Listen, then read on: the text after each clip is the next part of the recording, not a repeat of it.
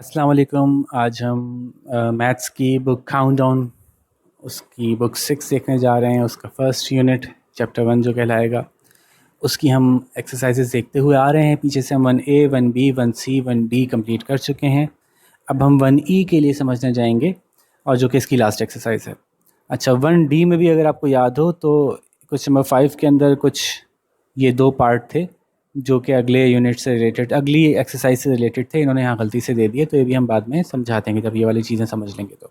ठीक है, तो जैसे मैं समझा रहा था आपको कि इतने मुश्किल नहीं है। सेट्स का टॉपिक आपके लिए आसान करके दिया है इन्होंने, तो उसको ईज़िली इंशाल्लाह आप आराम से समझ सकेंगे। तो शुरू करते हैं। शुरू उन्होंने कुछ सेट की मुख्तलिफ़ शक्लें बताई हैं आपको। तो उससे पहले मैं आपको समझा दूं कि एक चीज़ होती है सुपर सेट और एक चीज़ होती है सबसेट। सुपर सेट बड़ा सेट, सबसेट छोटा सेट। ठीक है, बड़ा सेट जिसमें से छोटे सेट बनाए जाएं तो एक सुपर सेट कहलाएगा बड़ा वाला, और उसमें से बने हुए जो उसके छोटे छोटे बच्चे होंगे वो उसके सबसेट कहलाएंगे। ठीक है, पेरेंट और चाइल्ड का जो रिलेशनशिप होता है वो सबसेट और सुपर सेट का रिलेशनशिप है। अब इसको समझते हैं कुछ मिसालों के साथ। तो अब इस बात को जो है वो हम पहले कुछ एग्जाम्पल से समझ लेते हैं, फिर मज़ीद डिटेल में जाएंगे। जैसे इन्होंने 3 सेट दिए हैं, डी, डब्ल्यू और एस। ठीक है, एक सेट डी है जिसमें है water, soda, squash, milk, T, coffee. एक सेट है डब्ल्यू जिसमें है वाटर, सोडा, स्क्वाश। एक सेट है एस जिसमें है वाटर, सोडा, स्क्वाश, कोला।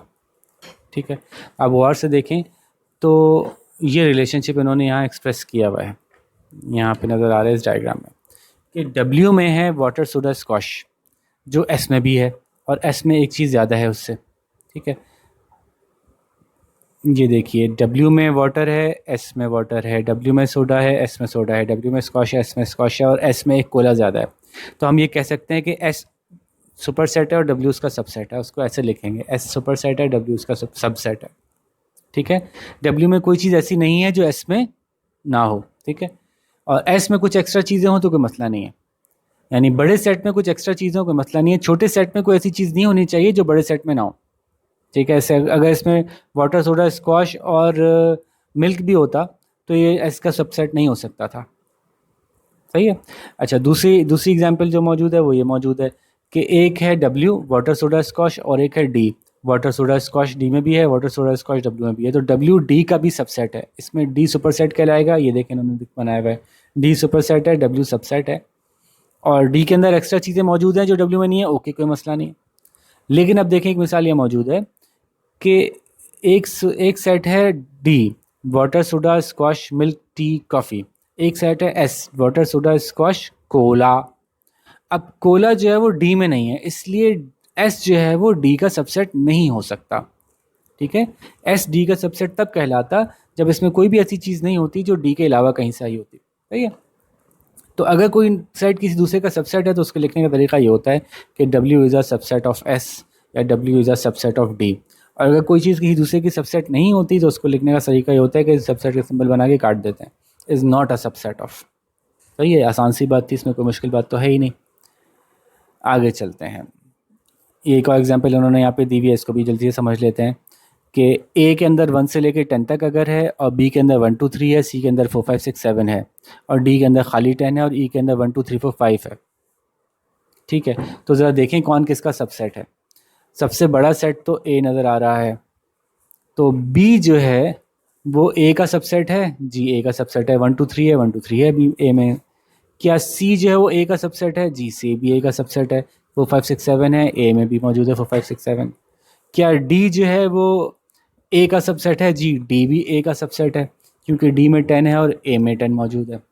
अब ये कहते हैं ई जो है वो ए का सबसेट है। जी, ई भी 1 2 3 4 5 है, ये ए का सबसेट है, बिल्कुल सही है। तो ये सारे तो ए के सबसेट हैं, ए सुपर सेट कहलाएगा। अब सवाल है कि क्या सी जो है वो ई का सबसेट है? सी में देखें क्या है, 4 5 6 7। ई में क्या है, 1 2 3 4 5। नहीं, सी ई का सबसेट नहीं है, तो इन्होंने कैसे लिखा, सी ई का सबसेट नहीं है। ई तरह से डी में 10 है और ई में क्या है, 1 2 3 4 5, तो डी ई का सबसेट है? नहीं, डी ई का सबसेट नहीं है। क्या ई डी का सबसेट है? नहीं, ई डी का सबसेट नहीं है। तो ये आसान सी मिसाल है, इसमें कोई मसला नहीं था। ठीक है। अच्छा, प्रॉपर सबसेट क्या होता है? प्रॉपर सबसेट क्या होता है? जब every element of A is also an element of B and at least one element of B is not an element of A, it is a proper subset. मिसाल के तौर पे समझा देता हूँ मैं आपको। मिसाल के तौर पे ए है और बी है, तो अगर बी में है 1 2 3 4 5 6 और ए है 1 2, तो ए जो है बी का प्रॉपर सबसेट है। या ए है 1 2 3, तो ये बी का प्रॉपर सबसेट है। या ए में है 1 2 3 4, तब भी बी का प्रॉपर सबसेट है। 1 2 3 4 5 ए में है, तब भी बी का प्रॉपर सबसेट है। लेकिन अगर ए में 1 2 3 7 है, तब तो ये सबसेट ही नहीं हुआ ना, तो ये इसकी बात नहीं हो रही। एक और मिसाल बताता हूँ। एक है ए में 1 2 3 4 5 6 भी आ गया, बिल्कुल जो कुछ बी में था वो सब कुछ ए में आ गया, अब क्या कहलाएगा, ये भी आगे समझा देंगे इसको। ठीक है, तो प्रॉपर सबसेट कब तक रहेगा, जब तक बी में से ही सारी चीजें ली जा रही हो, लेकिन कम से कम एक या दो या कुछ एलिमेंट्स कम हो, तब तक प्रॉपर सबसेट रहेगा। अब यही इन्होंने मिसालें दी हैं, इसको मैं मजीद एक आध मिसाल और इसमें समझाया, तो आप पढ़ लीजिएगा, सारी वही बातें। जैसे ए और बी है, तो ए जो है वो उसमें 0 5 10 15 20 25 30 35, ये पूरा 5 के टेबल आगे चला दिया इन्होंने। जबकि बी में जो है 0 10 20 30 40, तो देख सकते हैं कि B is a proper subset of A. सही है, तो जब खाली बगैर लाइन के आप ये बनाते हैं, इसका मतलब है प्रॉपर सबसेट है। अगर लाइन के साथ बनाते हैं इसको, तो इसका मतलब है सबसेट है। ठीक है, ये प्रॉपर सबसेट है की निशानी है। सही है भाई, तो B is a proper subset of A, ये लिखा हुआ है, इसको अब आप पढ़ लीजिएगा। अब आगे देखते हैं, एक मिसाल इन्होंने ये दी हुई है पी क्यू की। पी में है pencil, colour pencil, pen, ball point pens. और क्यू में है ball point pen, pen, colour pencil, pencils. अब सवाल ये है कि क्या पी क्यू का सबसेट है और प्रॉपर सबसेट है। जैसे मैंने ये बताया कि सबसेट तो कहलाएगा, प्रॉपर सबसेट नहीं कहलाएगा, और ऐसे सबसेट को कहते हैं इम्प्रॉपर सबसेट। क्या, जबकि ऐसा हो कि ए हो 1 2 3 4 फॉर एग्जाम्पल, और बी भी हो 1 2 3 4, तो ये सबसेट तो कह सकते हैं कि ए की सारी चीज़ें ही बी में आई हैं, लेकिन बी प्रॉपर सबसेट नहीं है ए का, बल्कि इम्प्रॉपर सबसेट है। जब प्रॉपर सबसेट नहीं हो, तो हम इसके नीचे एक लाइन लगा देते हैं कि ये बराबर भी हो सकते हैं, यानी बराबर हैं। तो ए और बी एक दूसरे के बराबर होने की वजह से ये एक दूसरे का प्रॉपर सबसेट नहीं हो सकते, इम्प्रॉपर सबसेट कहलाएंगे। ये आगे बात हो गई, समझ में आ गई। बी ए का प्रॉपर सबसेट कब होता है, जब इसमें 4 नहीं होता या 3 नहीं होता, या कम एलिमेंट होते उसमें से ही लिए जाते लेकिन कम लिए जाते, तो फिर प्रॉपर सबसेट कहलाता। तो उससे इम्प्रॉपर भी समझ में आ गया। प्रॉपर सबसेट को ऐसे बताते हैं, इम्प्रॉपर सबसेट को ऐसे बताते हैं। सही है, और नहीं होता तो ऐसे बता देते हैं, काट देते हैं। सुपर सेट में पहले ही बता चुका हूँ।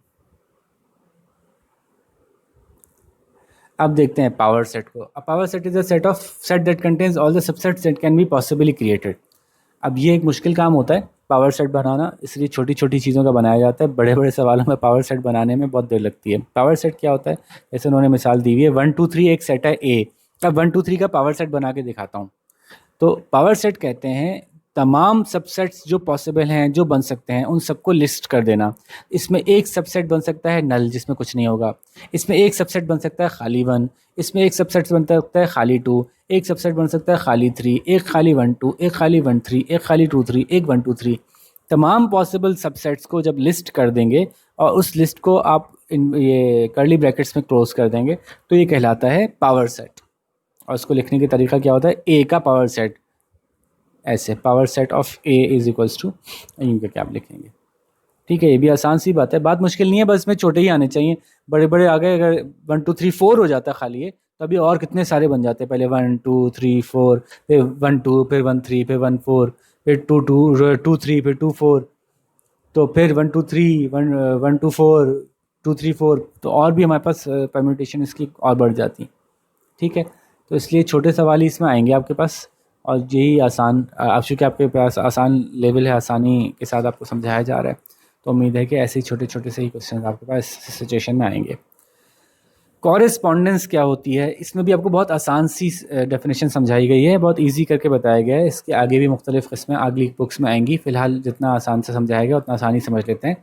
कॉरेस्पॉन्डेंस क्या है कि एक सेट में number of elements for example 3 है, ठीक है, और दूसरे सेट में भी नंबर ऑफ़ एलिमेंट्स 3 हैं, तो अगर एक का ताल्लुक दूसरे से है और दूसरे का ताल्लुक दूसरे से है, यानी एक का ताल्लुक पहले से है, दूसरे का ताल्लुक दूसरे से है और तीसरे का ताल्लुक तीसरे से है, तो हम कहेंगे इस सेट के मेंबर्स की आपस में 1-to-1 कॉरेस्पॉन्डेंस है। तो one set A is 1-to-1 in 1-to-1 correspondence with set B. ठीक है, तो ये 1-to-1 कॉरेस्पॉन्डेंस का क्या मतलब हुआ?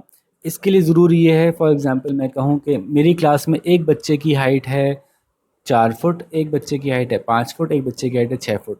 एक बच्चे का नाम ए से शुरू होता है, एक का बी से, एक का सी से, फॉर एग्जांपल। तो ये दो सेट बन गए, एक सेट नामों वाला और एक सेट हाइट वाला। तो ए की हाइट 4 है, बी की हाइट 5 है, सी की हाइट 6 है। तो ये कहलाएगा 1-to-1 कॉरेस्पॉन्डेंस। इसके हर एलिमेंट की, ऊपर वाले हर एलिमेंट से ताल्लुक़ है, हर एक का किसी एक से। ऐसा नहीं हो सकता कि एक का किसी दो से ताल्लुक़ हो, तो ये 1-to-1 कॉरेस्पॉन्डेंस नहीं कहलाएगी। ऐसा नहीं हो सकता कि इसमें कुछ ऐसे एलिमेंट्स हों जिनका इसमें से किसी एक के साथ ताल्लुक़, किसी एक से भी ताल्लुक़ ना हो, ऐसा भी नहीं हो सकता। तो बहुत स्ट्रेट, बहुत आसान सी बात है। 1-to-1 कॉरेस्पॉन्डेंस कब होगी? जब हर एक का किसी दूसरे से ज़रूर ताल्लुक़ हो दूसरे सेट में, और सेम नंबर ऑफ़ एलिमेंट्स होने चाहिए। अगर इसमें 4 हो गए तो इसका मतलब है कोई एक खाली रह गया, तो अगेन 1-to-1 कॉरेस्पॉन्डेंस साबित नहीं हुई। तो दोनों के नंबर ऑफ़ एलिमेंट्स भी सेम होंगे, तब 1-to-1 कॉरेस्पॉन्डेंस साबित होगी। और कार्डिनैलिटी ऑफ अ सेट का मतलब होता है इसमें कितने मेंबर्स हैं, कितने मेंबर्स एग्जिस्ट करते हैं नल के अलावा। तो आप देख सकते हैं कि ए की कार्डिनैलिटी है ABCD हैं, चूँकि इसमें 4 मेंबर्स हैं तो उसकी कार्डिनैलिटी कहलाती है 4। और अब ये कुछ सिंबल्स आपको समझाने के लिए दे दिए गए हैं, अगर आपको याद ना रहे तो यहाँ से देख के निशान लगा सकते हैं। तो एक निशान हमने याद है देखा था इक्वल्स टू का, इज़ नॉट इक्वल्स टू का। इक्विवेलेंट को ऐसे ऐसे इजहार करते हैं इक्विवेलेंट का। ठीक है, एक एलिमेंट दूसरे का मेंबर है, वो इससे नज़र आता है। ये इसका मेंबर नहीं है, इसको काट के पता चल जाता है। ये नल सेट है, यानी खाली है। ये सबसेट है और ये प्रॉपर सबसेट है। और ये सच दैट लिखने का तरीका है, सच दैट। ठीक है, तो ये तो हम पीछे पहले देखते हुए आए हैं। अब इसकी एक्सरसाइज देख लेते हैं। उससे पहले ज़रा वापस जाते हैं पीछे वाली जो एक्सरसाइज में से 2 चीज़ें रह गई थी, वो एक नज़र डाल लेते हैं, जो मैंने पहले भी आपसे कहा था। ये अब देखें, ए है 1 2 3 4 और dash dash dash dot dot dot लगा हुआ है, यानी आगे तक जा रही है, और बी है 1 2 3 4। तो हम कहेंगे B is a proper subset of A. ठीक है, इस तरह से AEIU है, और ये है AEIOU, यानी वॉवेल ऑफ इंग्लिश अल्फ़ाबेट। तो AEIOU ये बनता है और ये है AEU। तो हम कह सकते हैं कि A is a proper subset of B, क्योंकि A में वो तमाम चीज़ें आई हैं जो B से आई हैं, लेकिन B में उसके अलावा भी कुछ था। तो इसलिए हम B को पेरेंट कहेंगे और A को चाइल्ड कहेंगे और प्रॉपर चाइल्ड कहेंगे।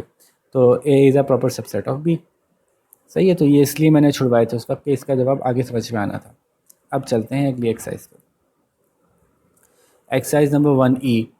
अब ये फिल द ब्लैंक तो जनाब बहुत ही ईजी है, क्योंकि पीछे से ही आ रहे हैं ना, एग्जैक्टली जो पीछे लिखा है उसी में से दिए गए हैं, तो ये तो खुद कर लें। एक आध बता दूं, a unit set is also called, लो भाई पीछे से आया हुआ है, क्या कहते हैं?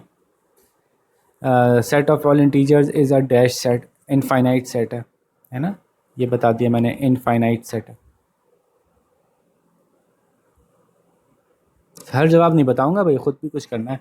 The symbol dash represent a dash set, empty set, null set, है ना, ये बता दिया मैंने। चलें, नल पढ़ लेता हूँ, कोई ज़्यादा मुश्किल रहेगी तो बता दूंगा, बाकी आप खुद करें शाबाश। Two sets of a certain, two sets that contains number of element are called dash sets, खुद बता दें, बहुत आसान है। A dash set contains all possible subsets of a set, ये भी पहले अभी थोड़ी देर पहले पढ़ा है। A proper subset is noted by symbol, वो ऊपर लिखा हुआ है, बता दीजिए। The number of elements in a set is called its, ये तो सब बहुत आसान है यार, क्लास 1 पढ़ रहे हैं क्या आप लोग? क्या हो गया आजकल, कैसे सवाल आ रहे हैं बच्चों वाले। Set A is 1 2 3 is a dash of set B, subset है या नहीं है, प्रॉपर सबसेट है या नहीं है, देख के बता दें। ए बी का प्रॉपर सबसेट है या नहीं है। Overlapping sets have at least dash elements, जो एक दूसरे को ओवरलैप करते हैं उनका कम से कम एक कॉमन एलिमेंट होता है, बता दिए। देखें जवाब मैंने, universal set of A is equals to 1 3 5 and B is equals to 2 4 6। इनका यूनिवर्सल सेट क्या होगा?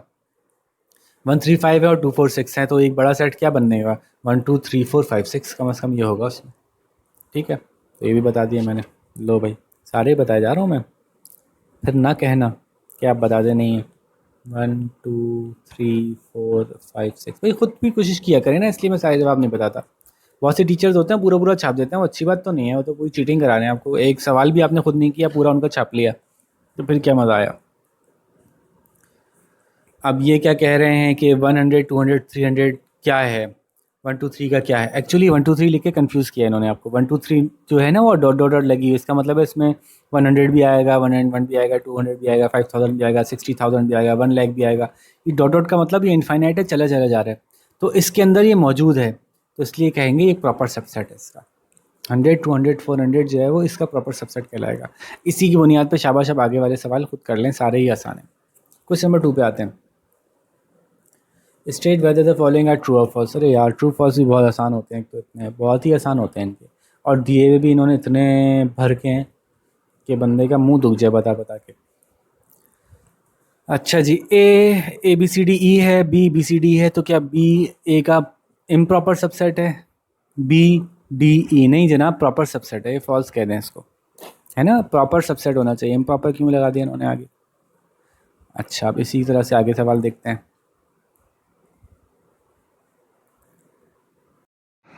चूँकि आप ये देख रहे हैं ना कि बी से मौजूद है, बी से मौजूद है, डी से मौजूद है, डी से मौजूद है, ई से मौजूद है, ई से मौजूद है, तो ये प्रॉपर सबसेट होगा। अच्छा जी, 2 है, there can be no 1 to 1 correspondence in set A and set B. क्यों नहीं हो सकती? ए से 1 हो जाएगा, बी से 2 हो जाएगा, सी से 3 हो जाएगा, ये भी फॉल्स है।